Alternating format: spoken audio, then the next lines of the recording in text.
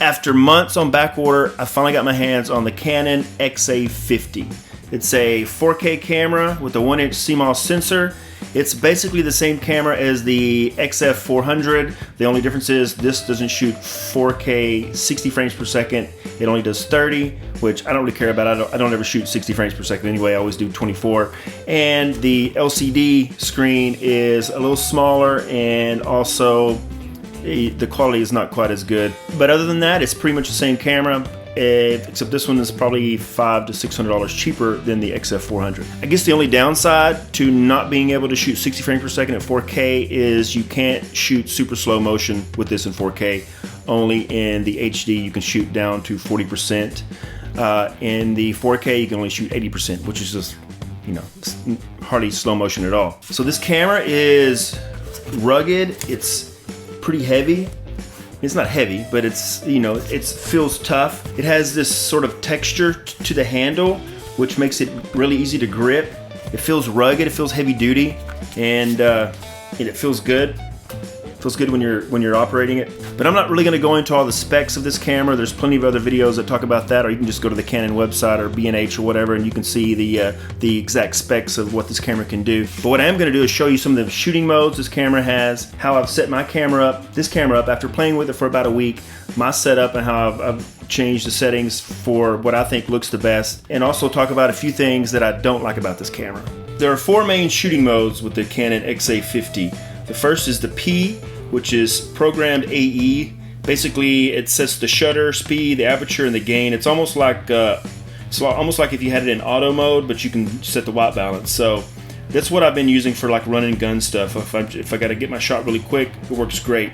The second mode is TV mode, which it sets the shutter speed manually, and the camcorder automatically adjusts the aperture and the gain. I don't know why you'd want to adjust just the shutter speed. I leave the shutter speed where it's supposed to be, which is double what your frame rate is.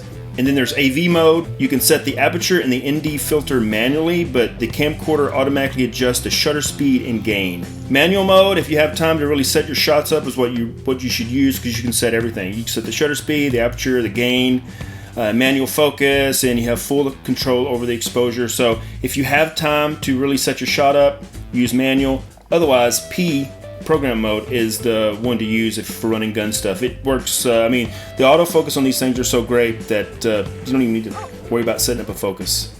There's some special scene modes down here. I haven't had a chance to play with those yet. One thing to take into consideration when you're shooting in manual mode is when you zoom in, the f-stop changes automatically, so the image gets darker, so you have to adjust the gain or change ND filters to get the proper exposure. And when you're shooting in AV or P mode, and probably even TV mode, I don't know, I don't ever use the TV mode, it will, when you zoom in, the gain will adjust along with the f-stop, and it keeps the proper exposure. So one of the settings that I've been playing with a lot is the look setting. There are 4 different looks on this camera. Number 1 is the standard, which gives sort of just a standard video camera look. The number 2 is neutral. The image is a little more flat. It produces a more natural sense of perceived resolution. That's what the manual says anyway. Number 3 is wide DR. It applies a gamma curve with a wide dynamic range. It's sort of RAW's little brother. One thing I've noticed is that the image is a little soft, so you might have to add some sharpening to it. It does give a slightly better dynamic range than setting 1 and 2, but overall they all have great image quality.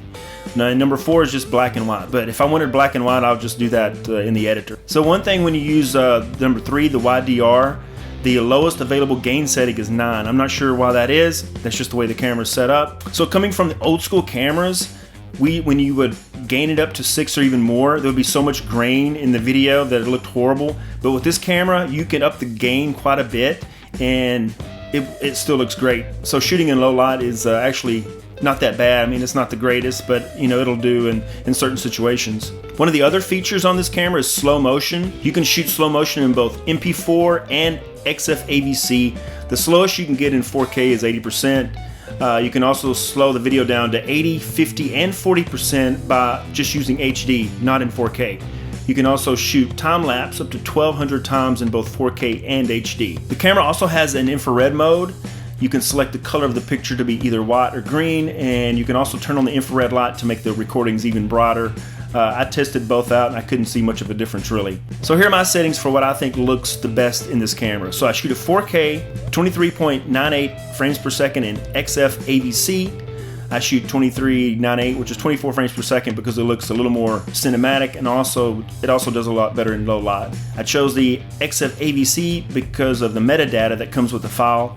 MP4, you don't get that metadata, you just get the file and the video. That's pretty much it. I've also set the assignable button number 3, which is right here, to the white balance, because it's really a pain to go into the menu to change the white balance every time you want to change it.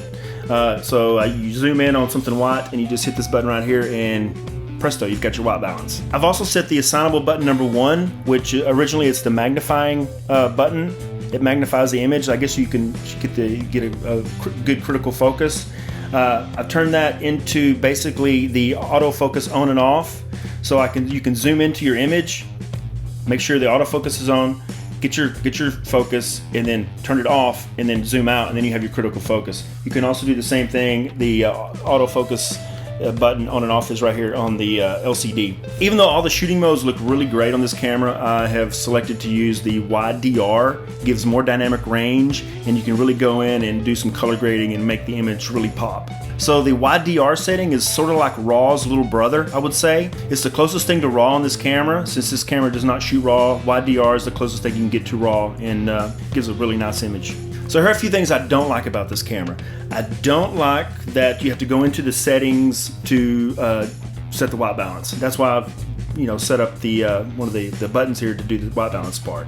I wish it had an iris ring. This ring right here is actually just for, you can set it for either focus or zoom. I don't know why they don't make it where you can select, we can set the iris there.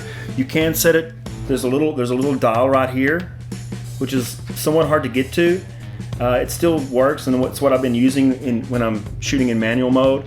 But it would be nicer if you could actually use this big ring to adjust the iris. And one thing that really annoys me about this camera is if you want to use the viewfinder, which sometimes in bright light situations you have to use the viewfinder, you have to close the LCD.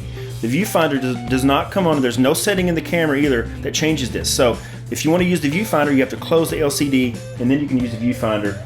Problem is, you can't adjust the camera with the LCD closed, because all of the everything's right here.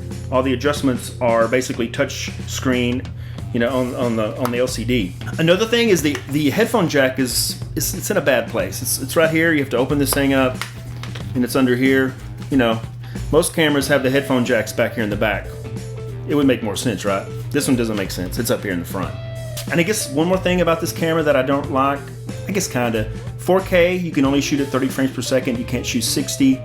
It's not that big a deal, but if you're looking to shoot 4K at 60 frames per second, then you're gonna have to upgrade to the XF400. Overall, the Canon XA50 is a great little camera for about $2,000. You can't beat it. The image quality looks so freaking good. Leave a comment below if you have any questions about this camera, and maybe I can answer them.